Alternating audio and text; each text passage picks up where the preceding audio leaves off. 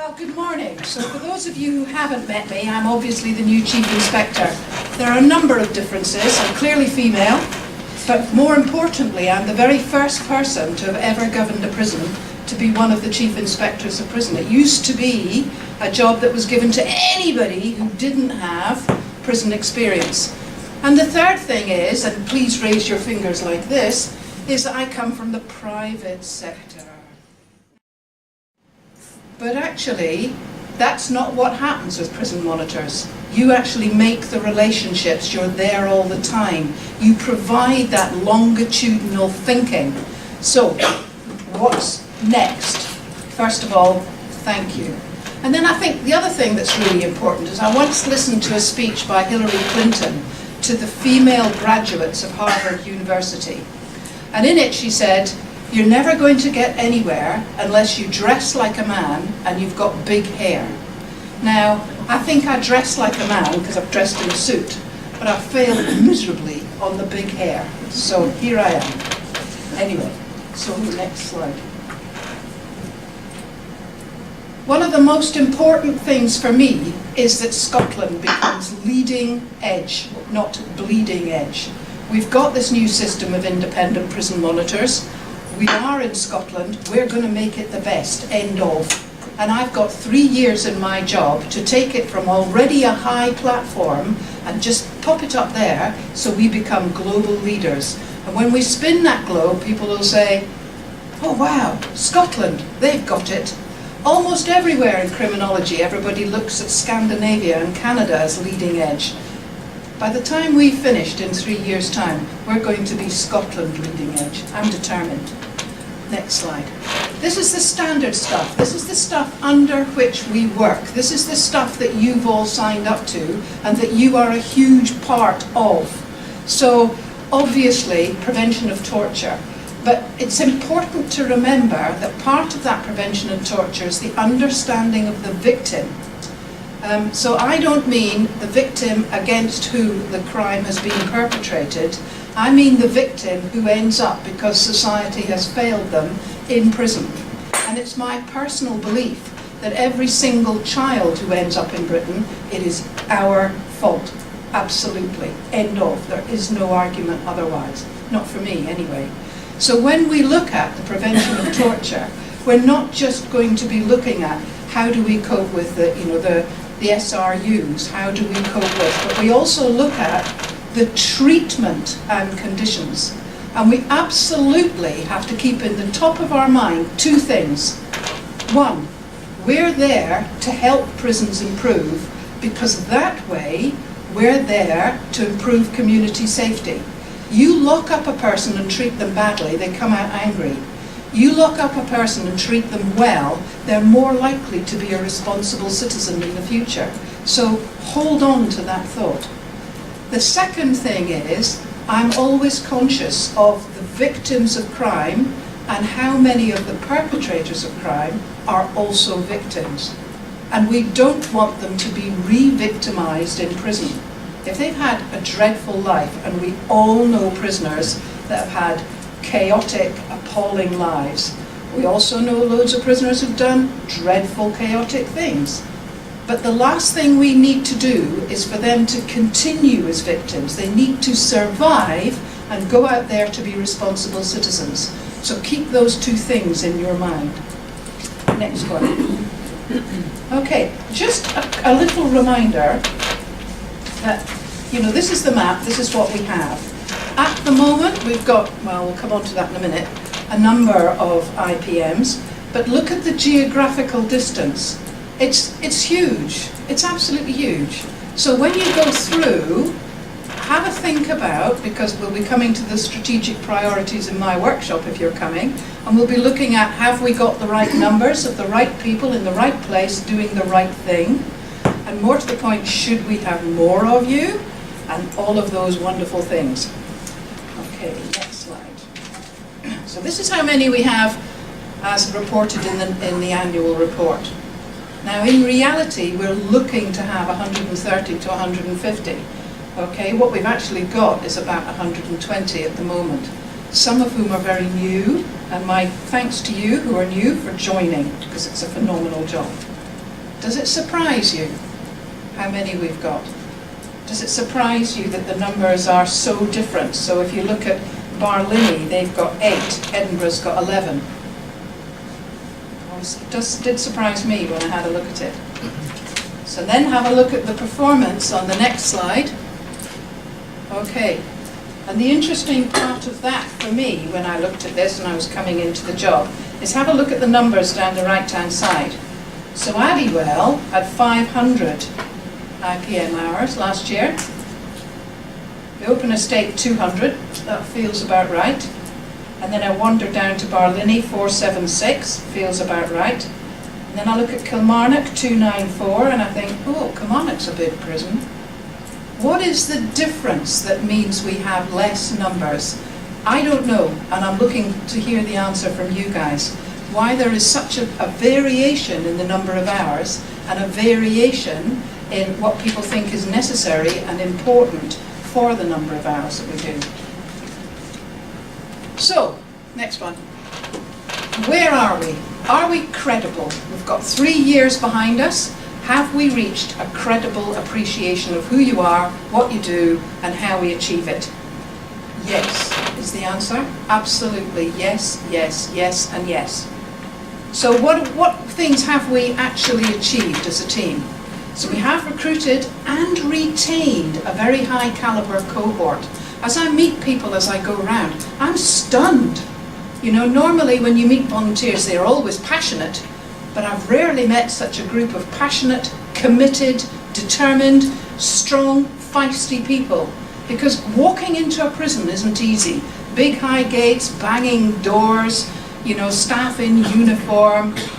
Inevitably, part and parcel of being in a prison is you have to be a bit resilient and a bit robust. And you're actually walking into a system where you're saying, why is that happening? What's happening here? Talk to me about what's happening here. That is a huge challenge to the people who work there and requires a degree of resilience and feistiness from you. Well done. We've got a whole bunch of new volunteers joining us, and it is a delight to discover that when we send the adverts out or when people look at the website, we've got a load of people who really want to come and join us. How wonderful! I have a passionate belief that prisons are part of the community. How wonderful that the community wants to support that. I also have a passionate belief that prisons should have porous walls, and I don't mean letting people out, although I think that's an important part, but I also mean that the community recognises and embraces it as part of the community and supports it. So, Hamza talked about it, but we have had noted improvements. And he talks about healthcare, purposeful activity, still a worry for me. What about the evidence? And that's the big one for me. So every time you go in, you do a visit, you report on it, it goes into a database. We have 3 years worth of credible intelligence and evidence. Now, the coordinators do an ace job of looking at them and pulling out the trends and seeing the high things. And I think I could put, any one of you would tell me what are the big things that cause problems. It's progression, it's healthcare, it's purposeful activity, it's aged care, it's disability. You know, you could reel them off the top of your head, as could I. But it doesn't alter that we've got that evidence. So one of the things I've done is we put in a business case to see if we can get a proper researcher, somebody who can do pretty graphs and things. Because that's a huge amount of evidence that we've got. A, to show that what you do is good.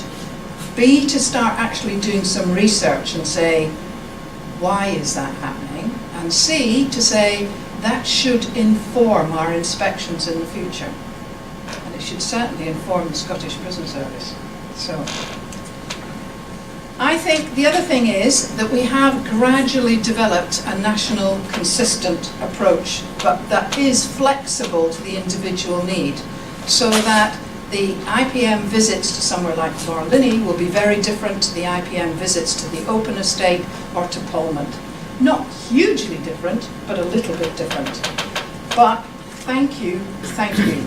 Basically, it's my job to give you the tools to monitor and evidence the change, my job to develop the evidence library, but it's your job to put the evidence in there. And I just want to recognise that and say thank you. Next slide. So, where are we now and where have we come from? So, one of the things I thought about was, and I went round and asked the PMCs, what are the lessons learned? What went wrong, what went right with the whole startup? Everybody, to a person, has said this timing of the startup was problematic. Too short, too quick, didn't allow for excellence. But what we've developed is an excellent product. So, the resources, not enough people, not enough time, not enough equipment, not enough good IT. The advisory group has started, and what an ace set of experts we've got round that table, but I'll come to what I think the advisory group should be doing more of in a minute. We didn't organise any post-evaluation. It wasn't in our preliminary thinking, so that needs to be done. You know, it's 3 years on, we need a formal evaluation of what we're doing, how we're doing it, what's its impact, what its effect is, what needs to be done next, what needs to be improved, all of those things. And I think, for me, the big one coming in from the outside is there is a disconnect with inspection. So I understand the need to be independent, but actually the inspectorate is independent. We're independent of Scottish Government, we're independent of the Scottish Prison Service, we're independent of the Courts and Tribunal Service, and you guys are independent, but there needs to be a connect, and we need to plan that in. The next thing I got talked about was the regions. So the regions were allocated kind of 5 prisons each, off you go monitors, there you go. In reality, is it the right geography? Should we be looking at specialisms? Should we be moving Glenorchy into another region? You know, what should we be doing? If you remember the map, Glenorchy is right in the central belt, but actually belongs to Chris Johnson up in the north.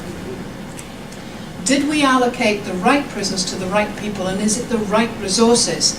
Are there prisons that are way more complex, have way more complex needs, and therefore need more IPMs and less prisons in that region, if you like?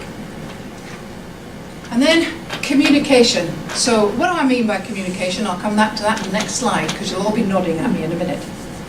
Then I looked at the National Preventative Network. And if you look at their prevention of torture, do you remember that? Are we effective?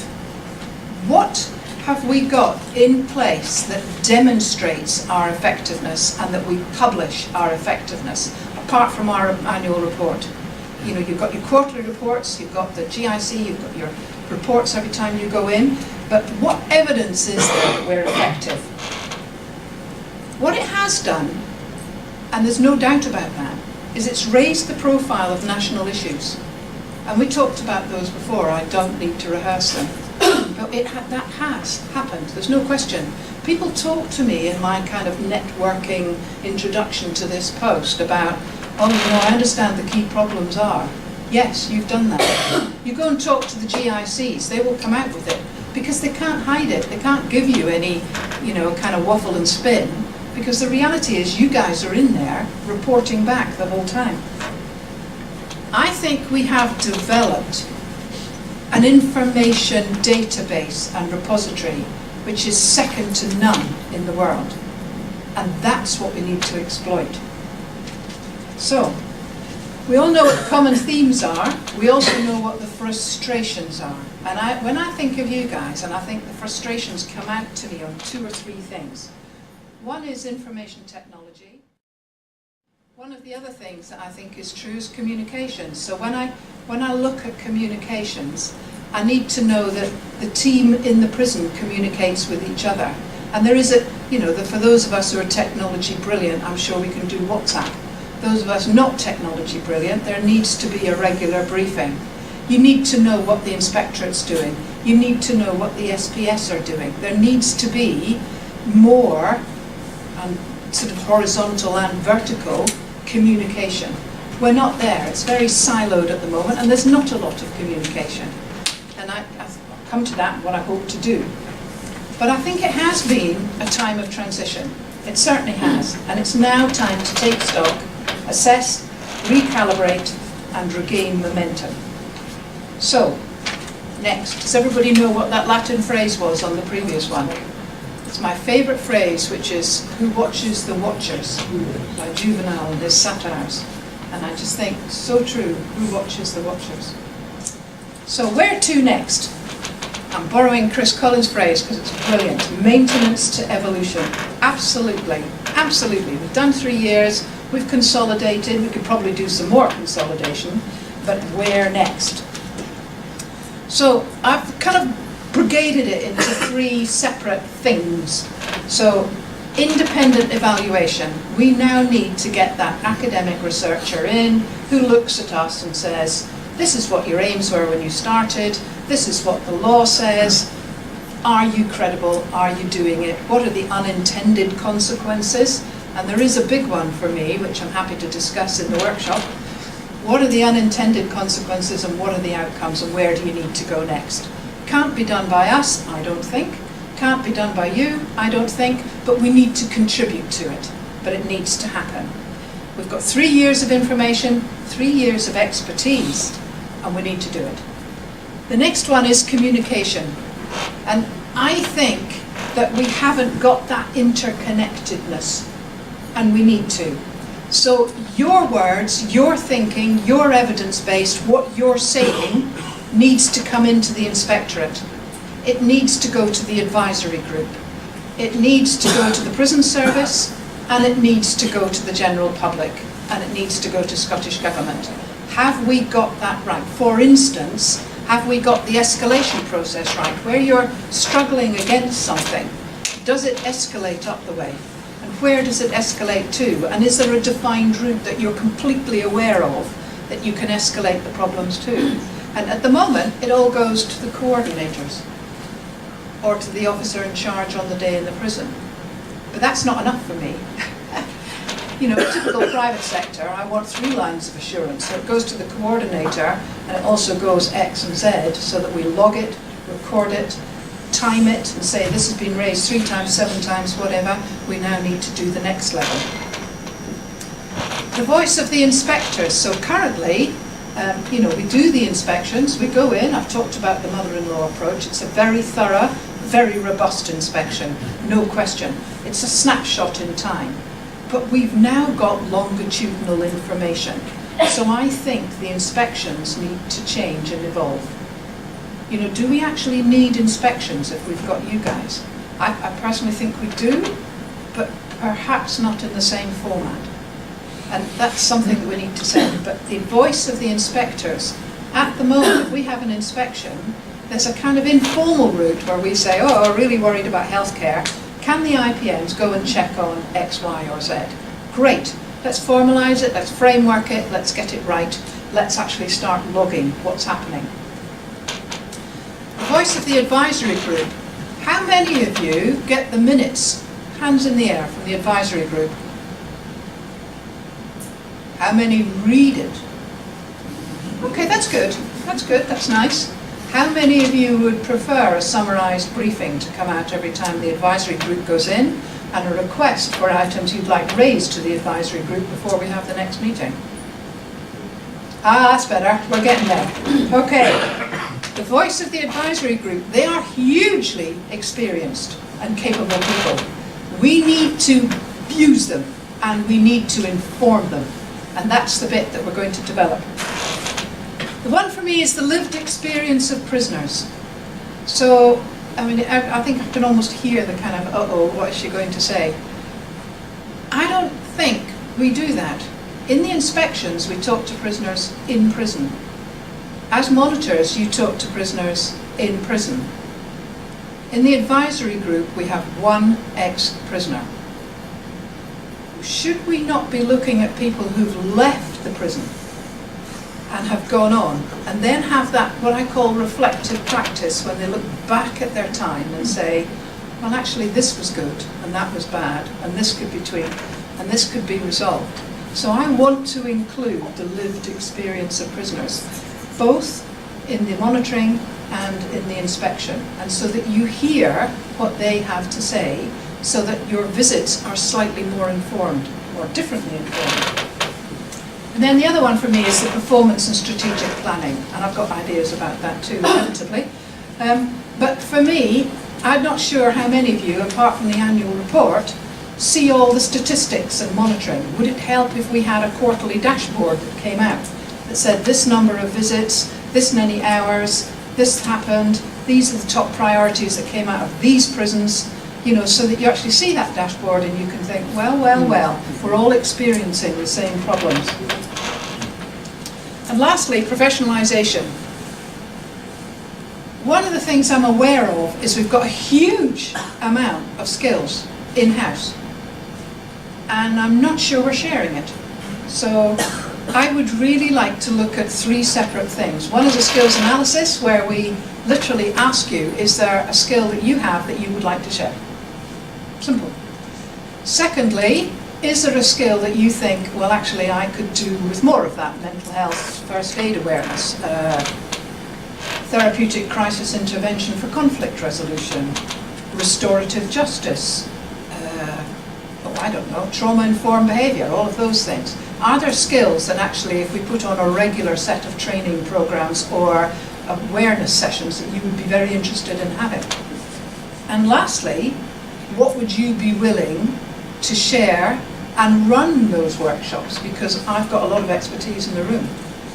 You know, we've got a number of people who already hold that expertise. So rather than buying it in, could we use the existing resource? Would you be willing to do that? So don't be surprised when a survey comes your way. The next part for me is the accredited stuff.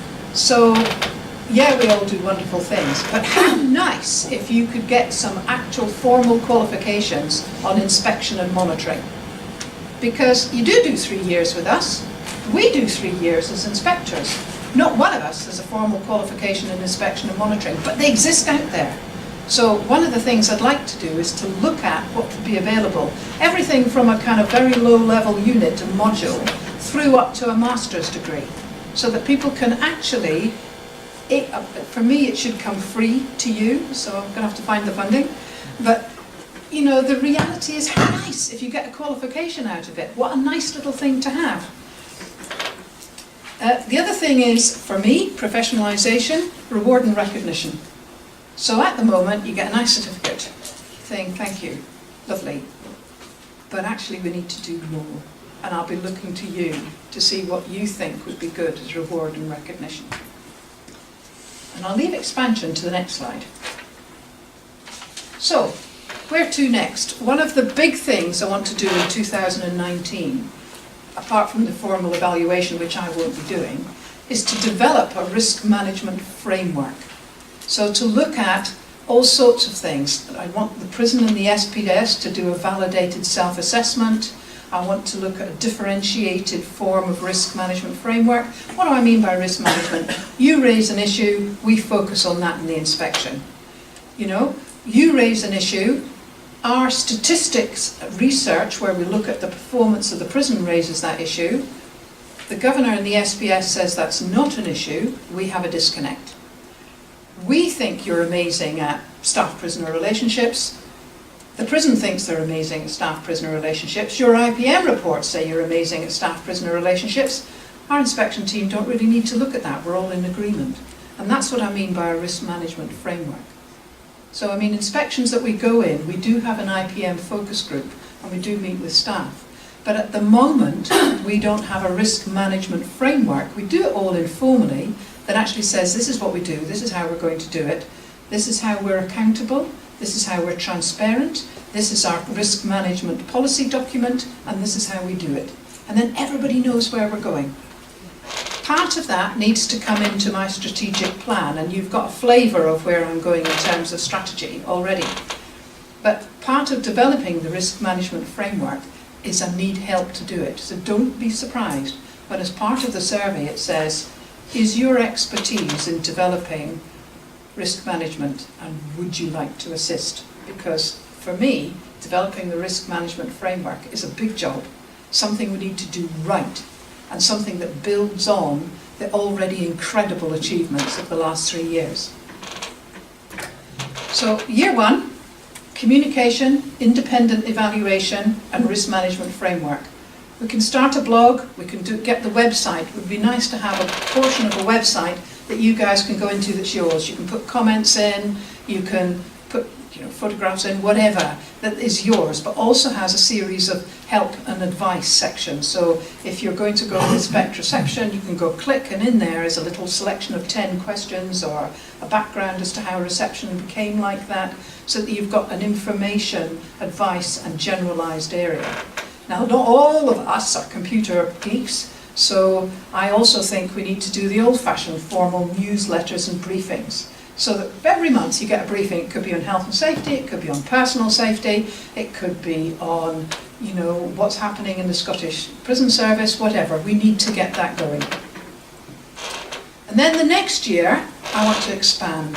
And there are lots and lots of things I want to expand into, most of which I'm not absolutely prepared to tell you, but there's some basic ones because I have to get them agreed. We absolutely operate under OPCAT. So at the moment the IPMs look at prisons, but we should be looking at court custody and vans. Those prisoners often spend hours in those vans. I think it is absolutely something you guys should be involved in. And we need to develop for you a set of what to look for. Now, luckily, I used to run the court escort business in Western Australia. So what's the difference between Western Australia and here? Not a lot. 15 prisons, about 5,000 prisoners, no problems, much the same. Slight difference, Western Australia is bigger than Europe.